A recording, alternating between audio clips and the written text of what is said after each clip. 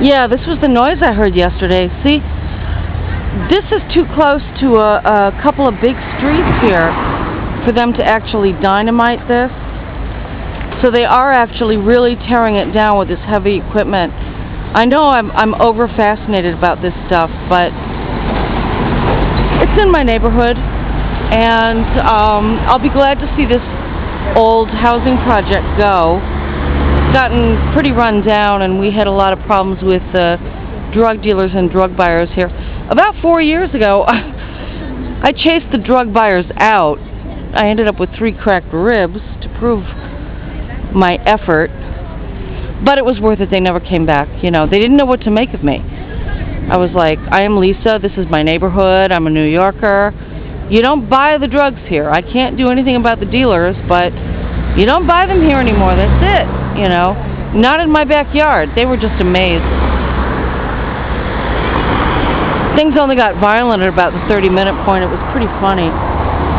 It's not funny having cracked ribs. It makes it really hard to go to the bathroom for about 8 days. But I did what I had to do, you know. Just don't put up with that shit where you live. I'm sorry. I just used a strong word. I don't really care. So there they are. They're tearing it down. Boom, boom, boom. I don't hear anything right now.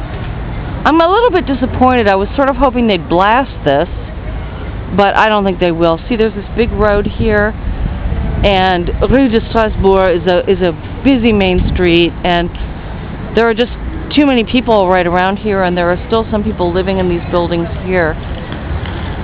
So I guess they're just using the slower method of pounding it down bit by bit.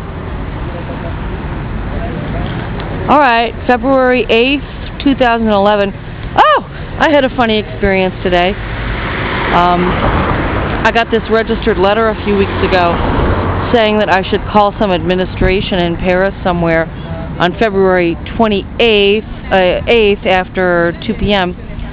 So, just to be contrary, I waited until about like 1 minute before 2 p.m.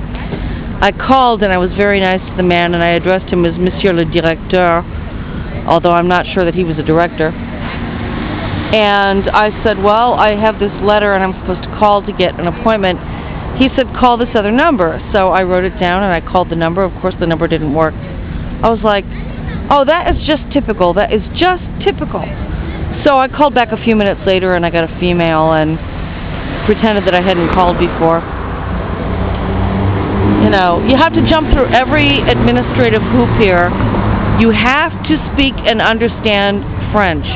You must write in French. Do not imagine that you can live here in France if you don't speak French, okay? It's not on. It's not going to work. It is not going to work. You know, and your friends and your family will get tired of helping you, and, you know, you just have to be able to do it. That's it. Oh, look at this fool trapped in here. All right.